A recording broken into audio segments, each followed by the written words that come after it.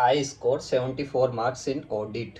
During my study कुछ चीज़ें मैंने ऑब्जर्व की थी, कुछ चीज़ें प्लान की थी जो मैंने लास्ट अटेम्प्ट में इग्नोर कर दी थी, जिसकी वजह से मुझे 33 मार्क्स आए थे। लेकिन इस अटेम्प्ट में मैंने वो चीज़ें इम्प्रूव की। First thing is focus on small chapter like CFS, NBFC, forensic audit, insurance audit, and bank audit. The good thing is about these chapter, इनमें से जो भी क्वेश्चंस आते हैं एग्जाम में वो रिपीटेटिव होते हैं। कोई भी ट्रिकी क्वेश्चन नहीं होता, डायरेक्टली ही क्वेश्चन बैंक में से क्वेश्चन आते हैं डायरेक्टली। स्मॉल चैप्टर पे थोड़ा फोकस करना है।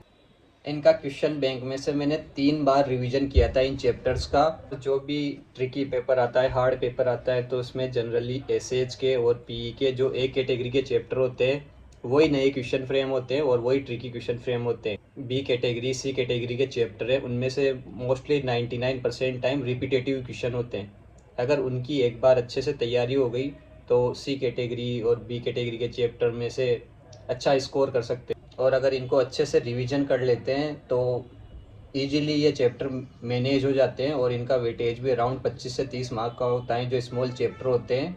और इनके बारे में अच्छी बात तो यही है, इनमें से रिपीटेटिव क्वेश्चंस आते हैं, पेपर चाहे कैसा भी आए, ट्रिकी हो या इजी।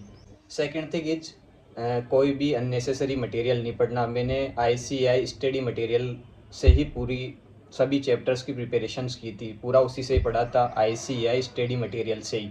और एक क्वेश्चन बैंक अतुल अग्रवाल का क्वेश्चन बैंक के स्टैंडर्ड ऑन ऑडिटिंग और पीई के क्वेश्चन बैंक का उस मैंने प्रिंट आउट निकलवाया था अतुल अग्रवाल का, वो भी प्रैक्टिस पर्पज। कोई अननेसेसरी चीज़ें रेफ़र नहीं करनी, ICAI का स्टडी मटेरियल पढ़ो, क्योंकि अल्टीमेटली अगर ICAI का कंटेंट लिखेंगे तो उसी में ही मार्क्स मिलेंगे, अदर कंटेंट में कोई मार्क्स नहीं मिलेंगे। थर्ड थिंग इज़ जो भी आंसर लिखना है वो एज पर ICAI ही लिखना है। जैसे मैंने लास्ट अटेम्प्ट की सर्टिफाइड कॉपी मंगाई थी, उसमें एक क्वेश्चन था क्रेडिट कार्ड ऑपरेशंस वाला। तो क्रेडिट कार्ड ऑपरेशन में आई थिंक 5 नंबर का क्वेश्चन था वो क्रेडिट कार्ड ऑपरेशन वाला। उसमें 8 से 10 पॉइंट दे रखे हैं स्टडी मटेरियल में। अगर वो 8-10 पॉइंट में से 5 पॉइंट लिखेंगे तो मार्क्स मिलेंगे। मैंने 4 पॉइंट तो जो रटे थे, याद किए थे स्टडी मटेरियल के, वो ही लिख दिए थे।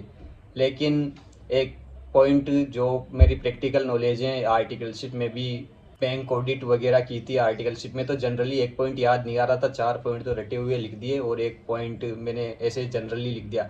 तो जो लास्ट पॉइंट था तो उस पर लास्ट पॉइंट पे क्रॉस चेक कर रखा था, रेड क्रॉस कर रखा था कॉपी चेकर ने। तो कॉपी चेकर के पास ICAI के सजेस्टेड आंसर जाते हैं और वो उसी से मैच करता है। अगर वो मैच हो रहे हैं तो वो मार्क्स अलॉट कर देता है, और अगर वो मैच नहीं हो रहे तो मार्क्स अलॉट नहीं करेगा। तो ICAI की लैंग्वेज में ही आंसर लिखना है। नेक्स्ट थिंग इज जो भी आंसर लिखो वो पैराग्राफिक फॉर्म में लिखो।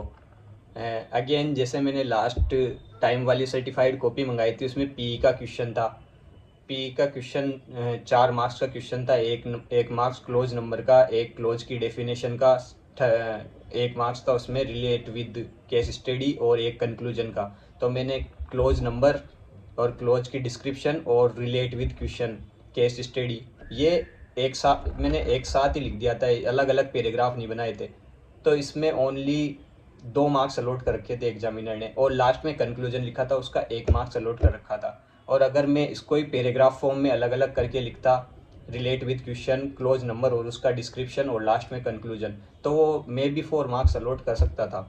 तो पैराग्राफ फॉर्म में आंसर लिखने, क्योंकि अगर पैराग्राफ फॉर्म में आंसर नहीं लिखेंगे तो एग्जामिनर जो सजेस्टेड आंसर आते हैं, सजेस्टेड आंसर में 4 पैराग्राफ है तो उसको भी 4 ही पैराग्राफ चाहिए। मेरी थ्योरी सब्जेक्ट वीक था, क्योंकि लास्ट टाइम में भी 33 मार्क्स आए थे ऑडिट में। तो मैं जो भी प्रैक्टिकल सब्जेक्ट पढ़ता था, मैं जनरली 2 सब्जेक्ट उठाता था, 15 दिन तक उनका रिविजन करता था दोनों का। तो उस बीच में मैं रोज़ 1 घंटा स्पेसिफिक ऑडिट के लिए निकालता था, क्योंकि ऑडिट में रटना पड़ता है। जनरली ऑडिट में हर चीज़ें रटनी पड़ेगी। और ऑडिट में जो भी क्वेश्चन बैंक से प्रैक्टिस किए थे क्वेश्चन, उनमें जनरली इंश्योरेंस वाला चैप्टर हुआ या बैंक ऑडिट वाला चैप्टर हुआ, इनमें हर पॉइंट के इंटरनल कंट्रोल या वाउचिंग के, वेरिफिकेशन के, इनके अराउंड बहुत सारे पॉइंट है, 12-12, 15-15 पॉइंट दे रखे हैं, लेकिन जो क्वेश्चन आता है एग्ज़ाम में वो 4 मार्क्स और 5 मार्क्स का ही आता है। तो मैक्सिमम 1 पॉइंट का 1 मार्क्स अलोटेड होता है जो सजेस्टेड आंसर आता है एज पर उसके, और जो आप सर्टिफाइड कॉपी मंगाओगे उसमें भी चेक करना। तो जो 10-12 पॉइंट होते हैं वो पूरे याद करने की ज़रूरत नहीं है, मैक्सिमम 6-7 पॉइंट याद करने की ज़रूरत है। और जो पेपर आता है वो मैक्सिमम 5 मार्क्स का क्वेश्चन आता है, तो 5 पॉइंट होते हैं, कोई फ्रैक्शन मार्क्स नहीं होता उसमें। 5 पॉइंट लिखोगे तो 5 नंबर का क्वेश्चन है तो 5 पॉइंट लिखने, 4 नंबर का क्वेश्चन है तो 4 पॉइंट लिखने। और जो स्टडी मटेरियल सजेस्टेड आंसर में 12-12, 15-15 पॉइंट दे रखे हैं वो पूरे पॉइंट याद नहीं करने, अगर ऐसे करोगे तो बहुत लेंदी हो जाएगा आपके लिए। तो ये कुछ चीज़ें मैंने ऑब्जर्व की थी और ये मैंने इस अटेम्प्ट में फॉलो की, तो उसकी वजह से ही 74 मार्क्स स्कोर किया मैंने।